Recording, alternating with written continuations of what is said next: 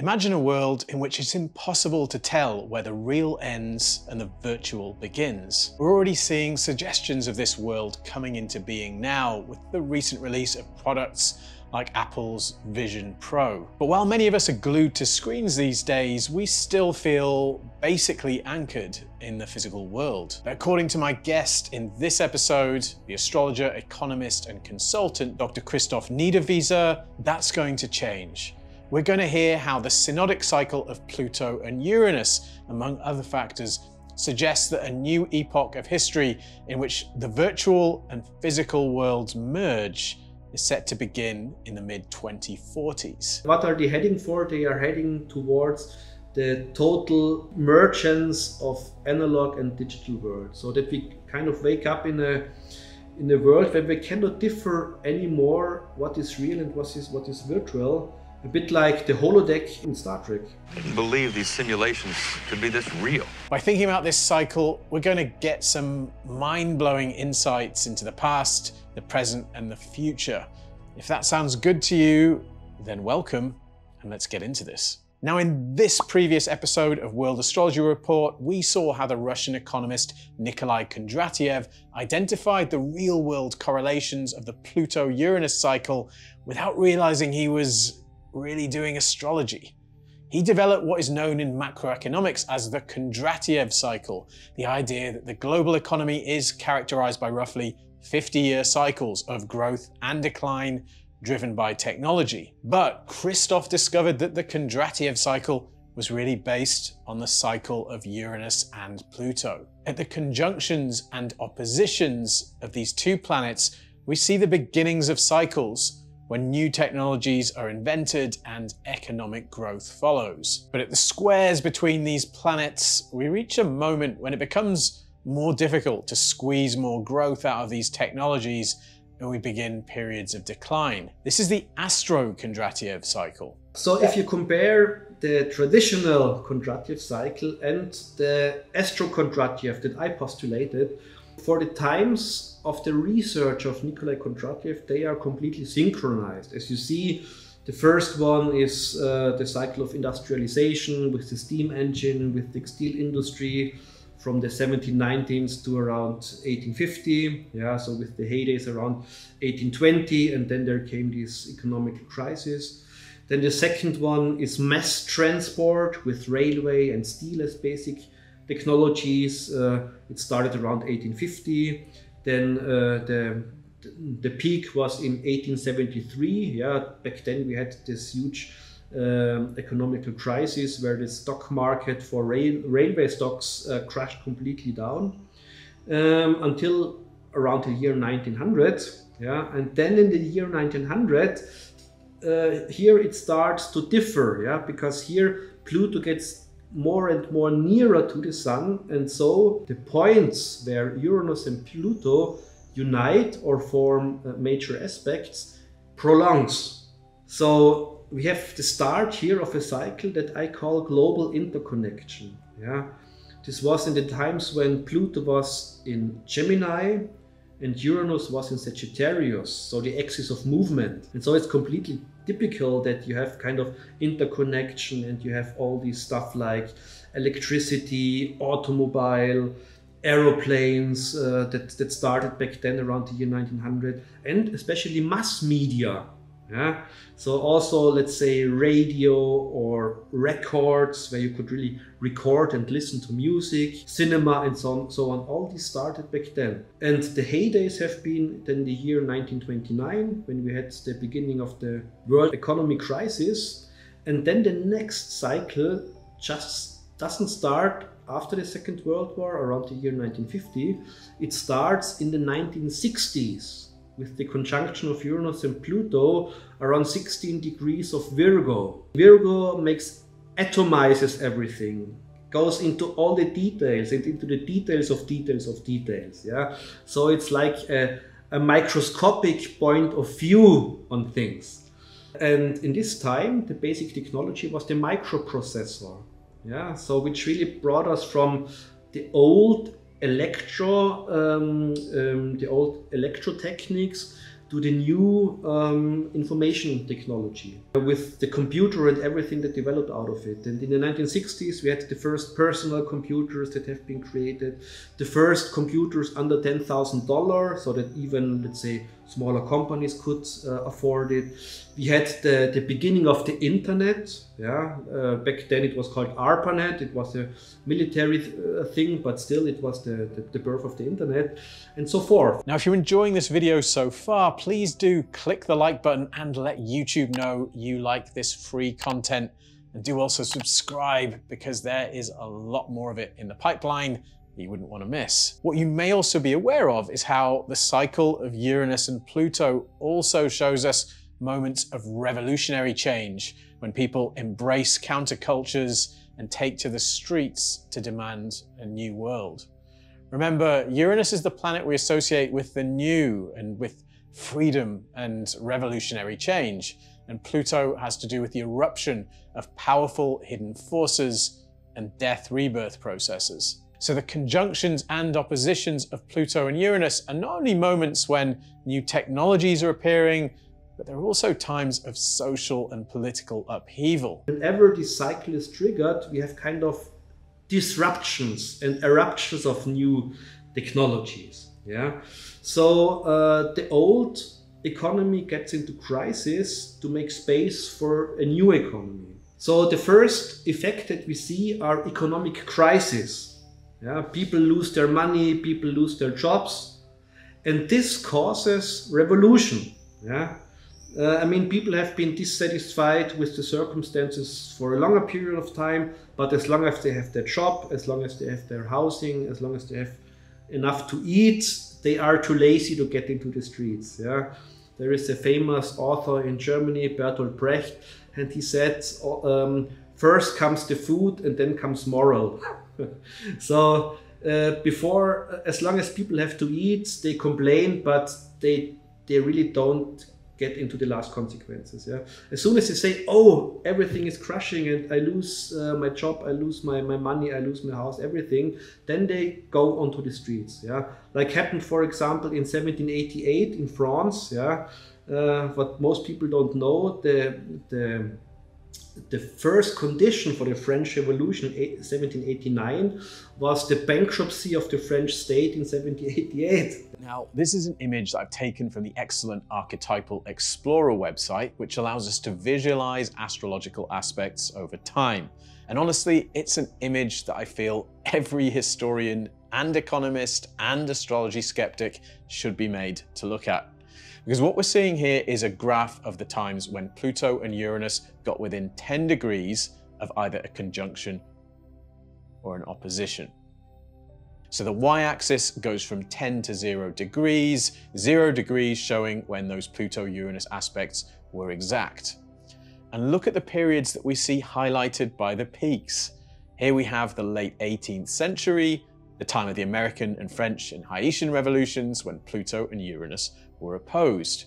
Here we have the middle of the 19th century, when Pluto and Uranus conjoined, and there was a huge wave of 1848 revolutions all across Europe, not to mention the Taiping Rebellion in China.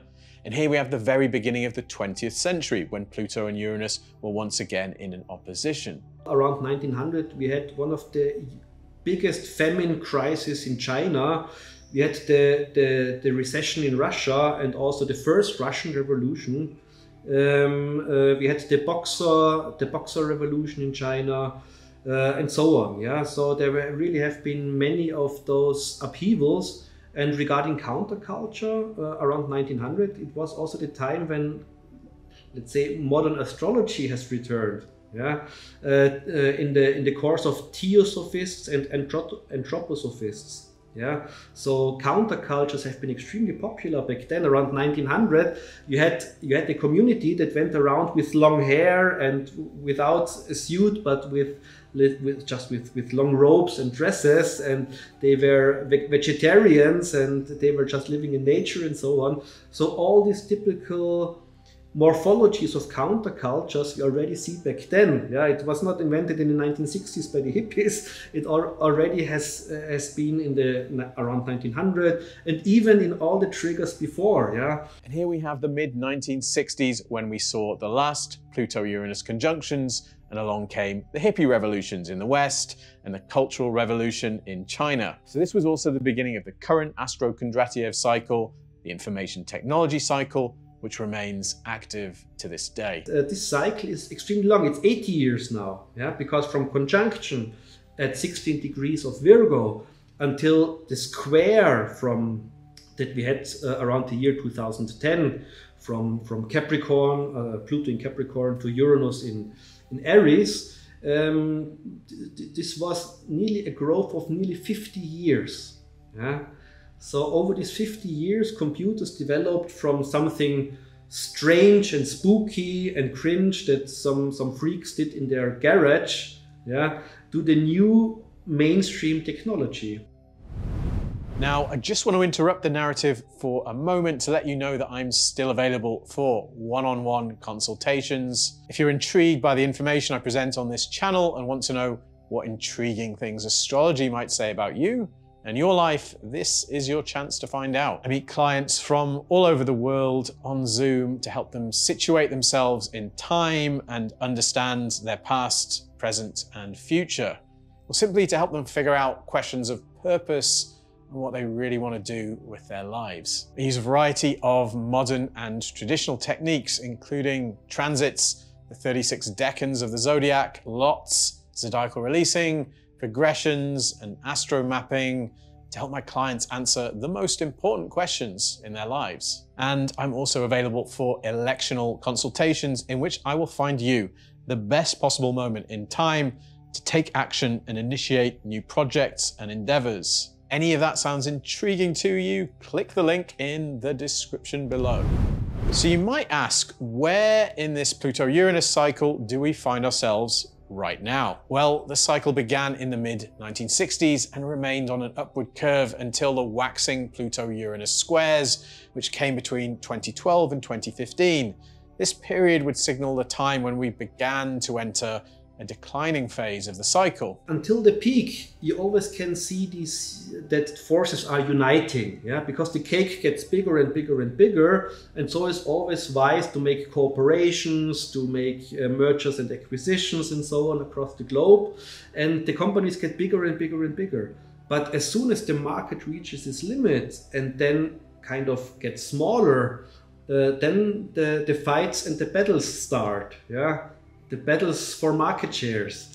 And this is what we see at the moment. We see these concentration processes. We see all these big IT companies that are now setting people on the street. I mean, there have been 10,000s of people who lost their job in the IT sector just the last 2-3 years.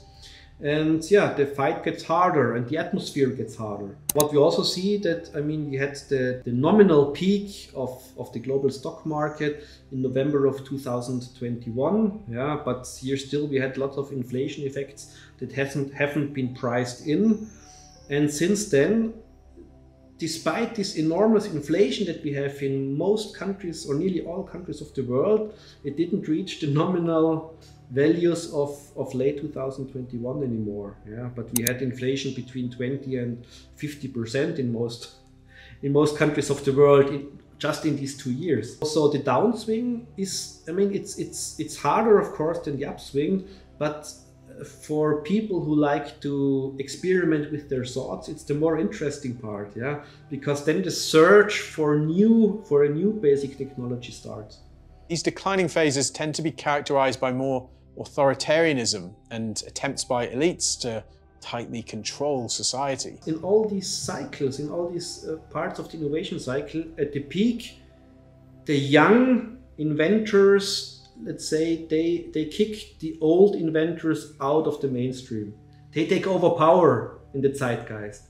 Yeah, and as soon as they are at power, yeah, of course they start with all their ideals and all their dreams for a better world, but as soon as they have taken over power, of course they start to implement a new regime, yeah, Communism also started with big dreams and big hopes, yeah. But as soon as they came onto power, they did the opposite of it, and this is always the same. And now we have this, let's say, dominance of information technology. Yeah, we have digital surveillance and all these kind of stuff. Yeah, we have this, let's say, keeping people addicted to all these online entertainments just to earn lots of money and so on. So in these declining phases, there's a sense of declining prosperity, and societies become more tightly controlled as elites try to keep a handle on them. But people don't tend to actually rebel and take to the streets until a decline really hits them hard.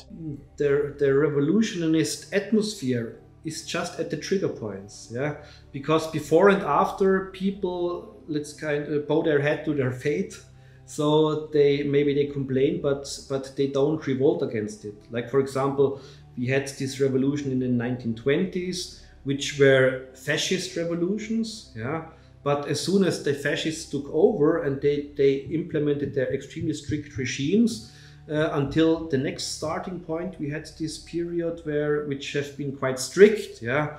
So this is where we find ourselves in the 2020s. We're in a declining phase of this Astro-Kondratiev cycle. And you might recognize that at least in some parts of the world, the zeitgeist started to become gloomier from around the time of those Pluto-Uranus squares that continued until 2015. Since then, we saw the emergence of a lot of populist movements that explicitly evoked the past, which are the kind of things that happen when more and more people feel like the past was better than the present, which is obviously a symptom of decline. And there's more and more tension in the air around the future of global trade.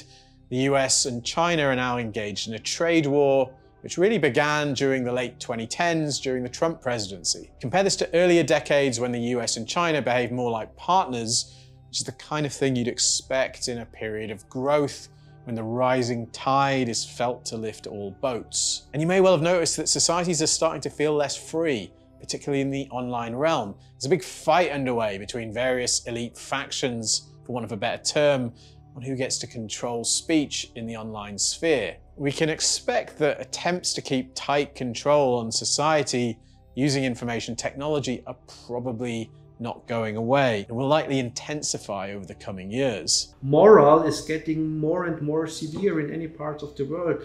Everything gets very conservative. Everything goes like back to the Stone Age regarding the thinking systems.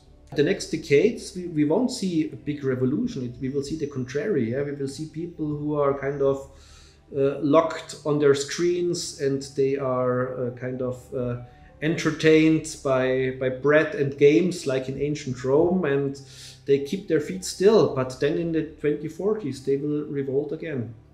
So what's next? Well, here's where we get back to where this video started, with the merging of the real and virtual worlds. In the 2040s, Pluto and Uranus will make oppositions from the signs of Pisces and Virgo, initiating a new phase of the Astro-Kondratiev cycle. This will be the cycle of virtuality. So at the moment, we have the online world that we see here on the screen with our eyes, but we are separated from it. Yeah. So this is the online world here behind the screen, behind the camera. But here we are in the analog world with all our stuff and things that we can touch, and you can clearly differentiate it. In the 2040s, we will have new basic technologies that allow us to completely merge the virtual reality and the analog reality. Yeah, so this will be the next huge cycle. And until that days, of course, now information technology is trying to find the bridge to the new cycle. I mean, it's the axis of existence, yeah, Virgo to Pisces. And this is always where, let's say, the reality dissolves and gets, like in an alchemistic process of transformation, gets transformed into something completely new. And this will likely be another time of social revolution, when people will once again be taking to the streets to demand change. So you are now among the few people who can see this new cycle of virtuality coming. But what can you do with that information? If you are a long-term investor and you see now already the first, let's say, the first small plans that go into the direction of virtuality, then you also know, okay, which ones will grow in the next 1 or 2 decades and which ones will decline. Yeah. So, I mean, the last 20 years, it always was a good idea to invest in IT companies. Yeah. But if you see the cycle and you see that IT now is at the very peak and now the decline starts. I mean, this is not a process that goes over weeks, it goes over many years. Yeah.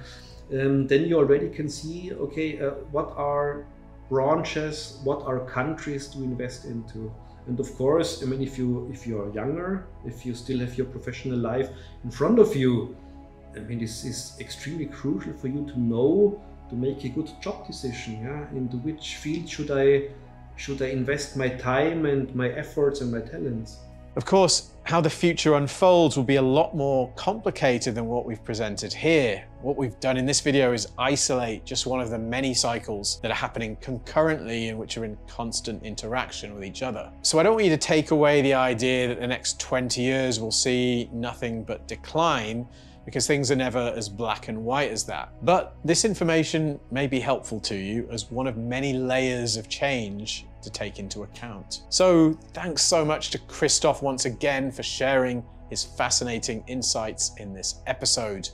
Please do seek him out at his website, astrology.de, as well as his excellent YouTube channel, which is in German, but can be watched with subtitles. Now, if you found this episode interesting and are keen to know how other big planetary cycles are speaking to the current moment, then I suggest you watch the series of episodes I made with S.J. Anderson on the astrology of the 2020s. In this first video, we started by looking at the work of the legendary astrologer Andre Barbeau, who predicted the 2020 pandemic and had some fascinating things to say about the astrology of this decade and particularly the year 2026. Thanks so much for joining us and see you next time.